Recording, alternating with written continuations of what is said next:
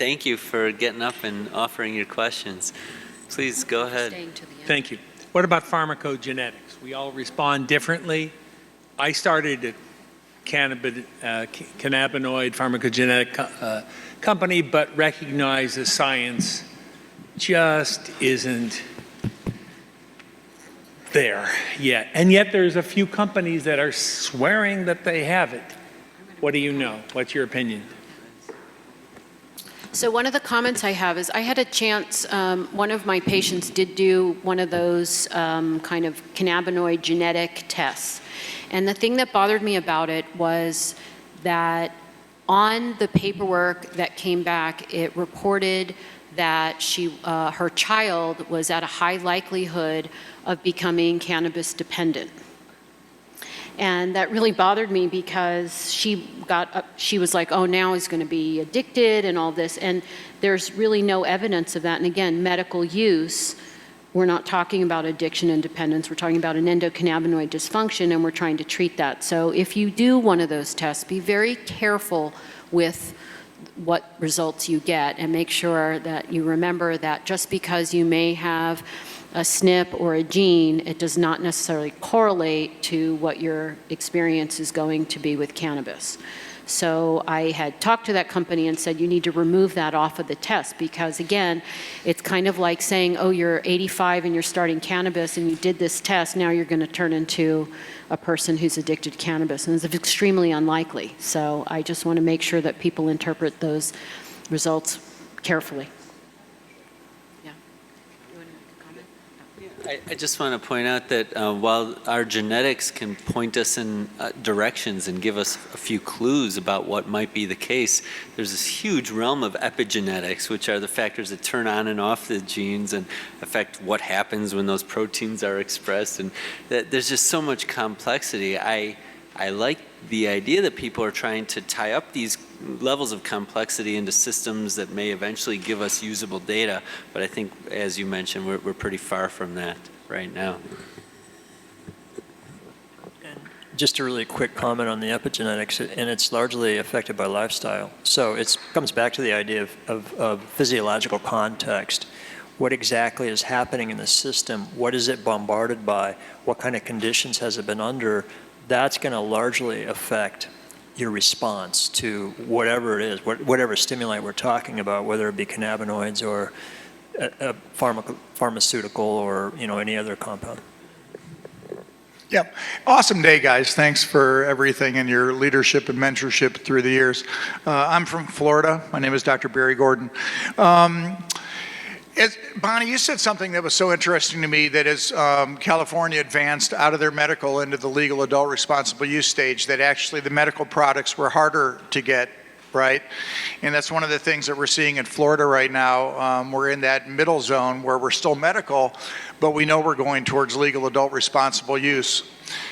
Who do you think are the best people to impact to the extent of making sure that we maintain the medical program in Florida to the excellence that we have now, the ratio products, the tinctures, the suppositories, things of that nature? Because what I found is that in many of the states, as they go legal adult responsible use, the medical programs get left behind.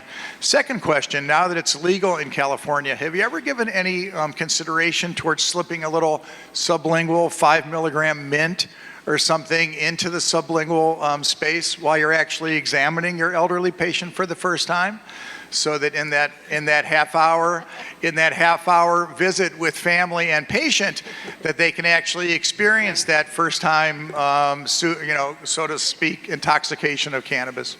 Right. So, okay, so the first question is to who do you address?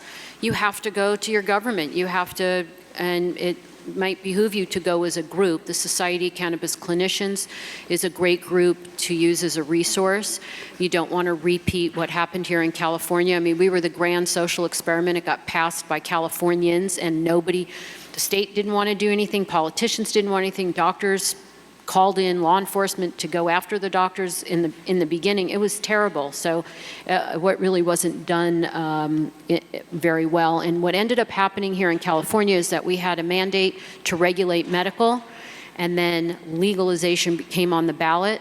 And that passed, and it just so turned out that both needed to be kind of completed programs by January 2018. So our government said, well, we're not going to do it separately. That will cost too much money, so we need to do it together. And I still think it should be separated. So if there's a way to separate it out, The Colorado model, so to speak, which has the Department of Revenue control rec. And, that's exactly right. So taxes on medical patients in California can run anywhere from 20 to 35%. What else is taxed that high? That's medicine. You don't pay that on your Prozac. You don't pay that on your blood pressure medication. You don't pay taxes on your medication. So I don't understand why.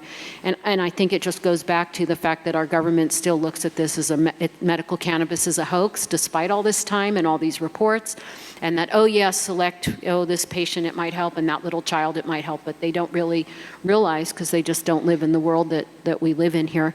Your second question, I'm not allowed to dispense cannabis in my office, so I cannot medicate my patients. However, I did have a patient that came in with lung cancer. She was terribly nauseous. She could barely keep her head up. She actually put her head on my desk. And then we had her go lie on the bed. And her adult son said, I have a bag full of stuff I bought that I have no idea what it is, but can I give something to my mom? There was a little vaporizer in there. It was, again, before all the vape nonsense that's going on now. And we broke it open and we gave her a puff. He gave her a puff in the office. I did not. And within minutes, she had color back in her face. She hadn't said any, you know when you're so nauseous you can't talk? She started talking. She was smiling. She walked out of my office so happy. So yeah, my point is I'm looking for strategies. Shouldn't I be allowed to give somebody medicine, to Right. give her this medicine? Again, we have to get it off the schedule. Yeah, to me, when it becomes legal, you know, to a certain extent, it would be interesting if you could do that for the first time in the office. Well controlled. Yeah. Hi, I'm Susan Sklar. I'm local here in Long Beach, in Southern California. I have two clinical questions. One is a patient with autoimmune hepatitis and fibrosis, and there's been talk about some of the cannabis products doing something about fibrosis in the liver. And the second one is I treat patients, women, with a condition called burning mouth syndrome. That's a neuropathic pain condition. They do very well on hormone restoration, probably about 80% of them, but then there are 20% that don't. And so I'm just wondering, I've heard a lot of talk about neuropathic pain and pain syndromes. Which products would I recommend to those women? Thank you. Sure. So the answer to the first question, I'm not sure. When we did our little stretch break, I kind of covered the liver stuff. Maybe you stepped out, but the synopsis is lean heavier on CBD, which is antifibrotic. And if you want a non-invasive way to track liver fibrosis in response to an intervention, you can use the HEPA score or even the FIB-4, FIB-4, which is a calculation based on a CBC and CMP that accurately correlates with liver biopsy results in terms of fibrosis. So you can track it. And then as far as neuropathic pain, I mean, the best evidence that we have comes from the nabiximols trials. A 1-to-1 ratio is a pretty good place to start. I will say that in cases where oral mucosal dosing doesn't work, sometimes inhalation does. Oh, hi. Thank you so much for this, and I hope there's a lot of doctors here. I'm from Carmel, California. I've been doing consulting for seniors since 2012, and in their home. And my question is this, or it's actually a statement on how you all feel. You know, since seniors, a lot of them are deficient in their endocannabinoid system, and wouldn't it seem right for them to maybe start cannabis like we started now, so we're not deficient in our endocannabinoid system? It's just a question, because the more I'm learning, you just want to take it, you know, to prevent, or is it prophylactic, perhaps? And then my other quick question with seniors, because they're not making tinctures with alcohol, it was a little bit, it burned them to do the sublingual starting out. So now that there's more oils, the coconut oil and olive oils, etc., how are they absorbed sublingually? Are they as well absorbed? Do we know? I'll take the first question. You do the second? All right. Okay, yep. So the first question that you asked about preventive, so we don't really have studies, but when you see all the literature, I agree with you. Why not? Why wouldn't you? There was something I came across when I was doing the literature review where one of the researchers who looks at neurodegenerative illness wrote in his article, I've been looking for something to help prevent neurodegenerative diseases, and the only thing I've come across is cannabinoids. So that's the answer to that question. Thank you. Yeah, you bring up a really good point, and it comes back to context, physiological context. So you want to lay a really strong foundation, right? And one of the things that we tend to forget, I think, in the cannabis field is that endocannabinoids are made out of fatty acids. And so the quality of your diet is going to have a very significant impact on your endogenous endocannabinoids, how much endocannabinoid you've got. Then it's not just 2-AG and anandamide. Now, they're made out of arachidonic acid. And in the 80s and the 90s, people were showing flow charts that showed that arachidonic acid went to PGE2, which of course is inflammatory, except in the gut where it's protective. If you so naturopaths were telling people that they shouldn't eat chicken because it's one of the richest meats in arachidonic acid. Well, okay, that's all well and good, but remember, any compound in the body usually is a double-edged sword. It's got two directions it can go, or multiple directions, actually. And so in this case, arachidonic acid is actually beneficial as well. So there's arachidonic acid, and then there's the oleic acid, the oleal derivatives that are endocannabinoids, and even DHA and EPA potentially have got some sort of endocannabinoid effect on tone.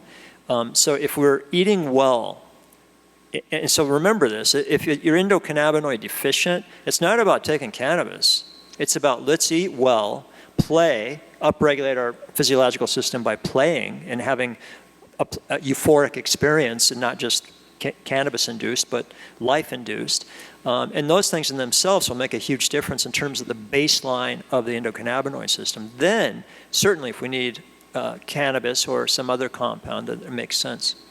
Okay. I missed it. Yeah, I don't think that there's much pharmacokinetic data on the sublingual absorption of oil, except for what I showed you, that Italian study. But I think it varies widely based on the terpene content in that oil. There's some that you can absolutely feel in a minute or less after that hitting your oral mucosa, and some that it might take a while. Okay. Thank And you. terpenes are known permeation enhancers. Hi, thank you all three for a very informative day. I'm Ryan Zacklin, I'm a physician in Massachusetts. I have two questions. One, I'd love to hear your experience with cancer patients that come in asking about RSO. I mean, do you have a strategy with them? For my patients, I try not to take their hope away, but I try to, suggest multiple strains and several dots or whatnot. So I'd love to hear your take on that. And if you've had any experience with success. Because the original story is based on a basal cell, which never made any sense to me in the first place. And then the other one is topicals. Have you had any experience with systemic success with patients that use topical preparations, or is it mostly from localized areas? You mentioned trigger points, eczema, or skin conditions, or more local conditions. I'm happy to answer the cancer question. So we see a wide variety of presentations and requests, right? I want to use cannabis exclusively. I want to use it in combination with conventional treatment. That's kind of one major fork in the road. And when I look at people that are wanting to use it exclusively, I very often find a patient that is unaware of their prognosis and the treatment course, what that would look like if they went through conventional treatment. And there's a lot of death anxiety in that patient population. So that's my first target, actually, is addressing the death anxiety and getting better information so that we can then make a real decision. And so that I lean with the low dose cannabis, and I paint the picture of, well, we're going to introduce you to this, get you feeling really good, maybe follow some cancer markers, if there's non-invasive markers and things that don't require an expensive scan. A lot of people aren't aware of things like neutrophil to lymphocyte ratio is very easy to follow, HSCRP, ESR. There's a lot of markers that can tell you what direction the cancer is going, monocyte levels. So, I usually follow that, and then we have the real conversation at the first follow-up visit, which is, are we going to shift gears here into the super high-dose approach, which I don't really have a lot of evidence will help you. Now, in my clinical experience, I have cases that have absolutely responded to cannabis monotherapy at low and moderate doses. One that I'm following right now, testicular cancer that produces HCG, so it's very easy to follow, and no other treatment in the history of this case beyond cannabis at about 40 milligrams total daily, and those levels are down and the patient's doing fine. So while most of the anecdotes you hear about are related to these like 500 to 2,000 milligram doses as far as a response, I don't think that's always required. But the vast majority of my cases that we've seen do great are those that combine everything, right? They use cannabis, they intelligently choose what fits for them personally best from conventional treatment. They paint the picture of, hey, I'm sitting in the infusion room, everyone else is turning green and looking sick, and I'm feeling great. That's usually what I see. But I think so many people just don't know what they're dealing with and come in with a lot of anxiety. So it's a good place to start. I'm going to leave the topical to you, but I'm just going to comment on the cancer. So again, because I take care of children, if they're in my office and they have cancer, it's usually because they are at the end of the line. And it's unfortunate, you as an adult have a right to choose your treatment, but pediatric patients do not. If you choose not to have your child treated with chemo and they have cancer, they will take your child away from you and subject them to the chemo and radiation. I have had a number of patients who came to me with end stage, stage 4, there was no stage 5, right? Metastatic cancers where we have actually achieved remission. I have a Wilms tumor patient who had a kidney removed, and then she 3 months later relapsed, pulmonary relapsed, and we have her, she's now almost 5 years out. And that was with high-dose cannabinoids added to chemo. She was on, I think, 9 out of 28 planned chemos. She was already cancer-free, so they decided to discontinue the rest of the treatment, and she's done very well. She has continued on cannabinoid treatments. Her mom says she's going to be on it for life. We usually recommend that you should not stop. There is a case, Dr. Jeffrey Hergenrather, who's a cannabis physician in Northern California, had a patient who was 9.5 years free from glioblastoma multiforme and stopped using cannabis, and he relapsed. So remember, it's not just, you can't see the little stem cells, the cancer stem cells that are floating around. I have one case of a stage 4 boy with stage 4 osteosarcoma who had over 20 or 30 tumors in his chest, who became cancer-free on very high doses of CBD THC. It was a Hail Mary, I'll just share that with you. Combination with chemo. That wasn't working. We added in high-dose CBD and THC. When I say high-dose, 500 milligrams of each. That was in 2015. He is still alive and cancer-free now. Daily? 500 milligrams daily of each? Daily, yes. And the 500 milligrams of THC divided in TID. So about 165 milligrams of each. THC, 2 separate products. And he did take it in the RSO formulation sublingually. And he came to me at 16, wasn't supposed to make it to 17, and he just turned 20. So that's a great report. However, we don't get that with everybody. He was on gemcitabine and Taxotere. There is a report in the literature of mice with pancreatic cell xenografts that have that when they take gemcitabine and cannabinoids, there's a synergistic effect. So for him, I wanted to do that. But by the way, I'll just share with you, I had a young lady come in, 14 years old, with stage 4 osteosarcoma with visible tumors coming out of her legs. And her father misheard my dosing. And when I said 500 per day, he thought I said 500 per dose. But I will tell you already, everything is shrinking, and it's been maybe 8 weeks now. When they emailed me. So she has she had a lung tumor that was inoperable, that was 12 centimeters, it's down to 8. The 2 leg large tumors are no longer lighting up on the nuclear scans. And she came off oxygen, off opiates, got up and started walking around. So there are sometimes cases. I'll be honest with you, this is somebody's child that's in my office, and the last thing that I'm going to do is harm them, but cannabis in high doses is not going to harm a child. We can always stop it. So I figure, especially because so many cases come in so late, why wouldn't you try? Yeah, and I'll throw in a little on the cancer side too. One of the first gigs I had in the cannabis industry was helping a company scale up, who basically did a lot of cancer treatments, and they were rather inflexible in their protocol, but they were using about 1 gram a day. And I was great to hear Dustin here say that, and Bonnie, that you don't need necessarily 1 gram a day. But if you're using 1 gram a day to treat cancer, you got to know that that's chemo. Like, you're going to be sick. You're going to be wiped out. A COX inhibitor, by the way, will help with some of the side effects, but like, you're going to need somebody to take care of you. So I saw people have remarkable recoveries in 12 to 24 weeks. I also saw people die. Because this company insisted that they couldn't use anything else, any other drugs, which is not an intelligent way to go.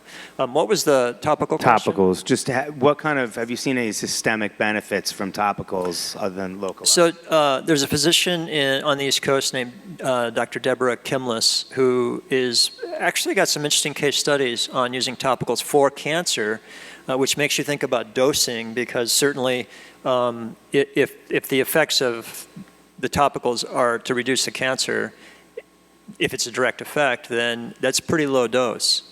You just can't absorb that much cannabinoid through your skin. So it's definitely interesting. It's something that should be checked out. I do know a case actually in my land in Southern Oregon where a guy was using really tiny doses of THC. I think it was under 20 milligrams a day, and had stopped a liver cancer, and had, was 4 years into his treatment. Had been a stage 4. So there's lots of anecdotal stuff out there. There's some direct clinical experience here. There's definitely something to think about. But I think topical. Check out Deborah Kimless. I think she's got a website. What's that? She's in Maryland. Thank you. And I think she's got a topical company now. And one last thing is the report that I talked about from GW Pharmaceutical, where they combined Temodar with CBD and THC. Those are not high doses. They used low doses in that report.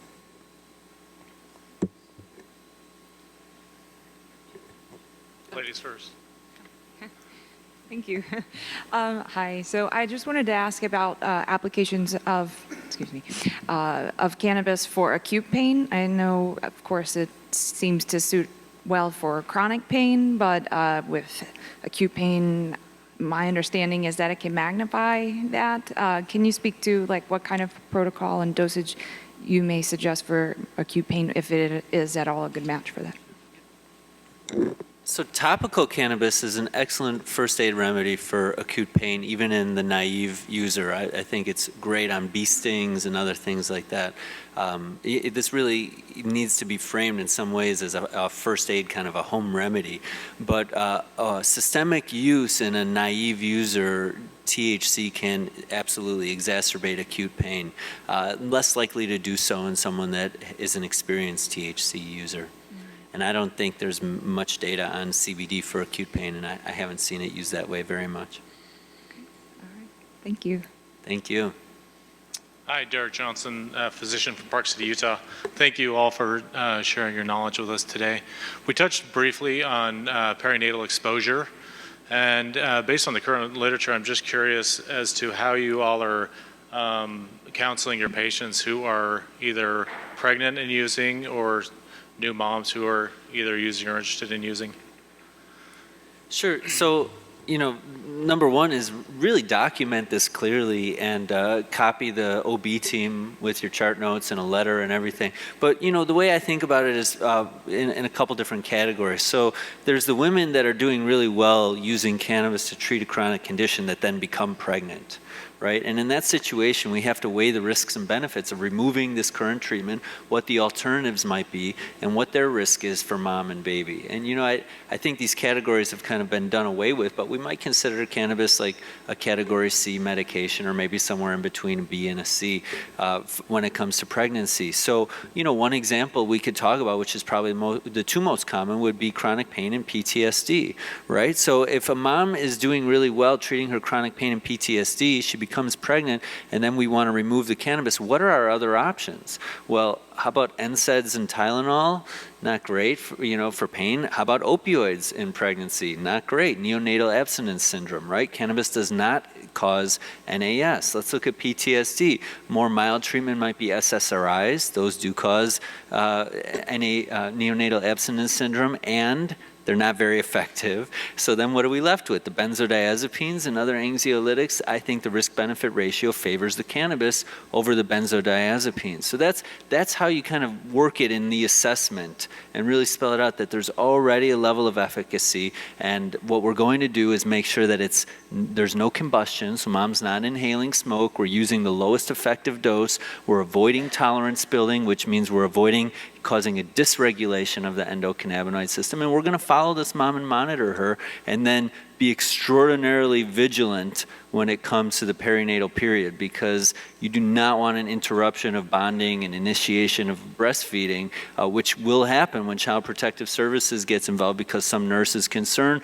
about THC in the urine drug screen. So I'm very vigilant around that time. Make sure it's in the birth plan that THC is not going to be tested for in the urine, because the results are clinically irrelevant. Just do not test.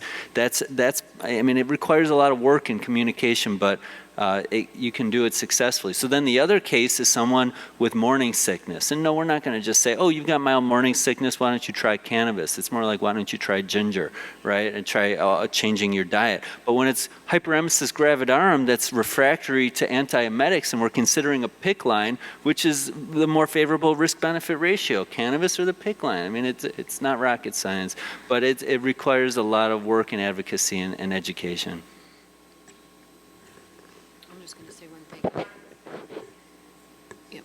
I'm just going to share with you, I had to take care of a woman who had bipolar. Excuse me. She's been my patient for probably 10 years, and she came in pregnant. And she said to me, I'm terrified of talking to my OB about using cannabis. So we actually called the OB right there and then during the appointment. And the OB was actually quite lovely about it. And what they said was that now that they know, what they're going to do is counsel her. And they felt that it was important to tell her that they would prefer that she didn't use this, but that they were not going to drug test her at the time that the baby was delivered, because we had made this phone call, and because it was now documented, and because there was a reason for her to be using medical reason, and she was medically approved. It wasn't the same as someone who was not a medical patient. So I think that was very helpful. The communication is huge. And I think we're out of questions and right on time. Thank you all for sticking around for the whole day. Amazing. Let's see, before you get up and leave, I want to make sure everyone's had a chance to sign. Has anyone not signed in for the CME? Looks like I haven't actually, so if that clipboard's still here, we need to sign it. And any other housekeeping things, Doug? Okay, we've got dinner here in an hour, so grab your stuff and get some fresh air. Thank you again.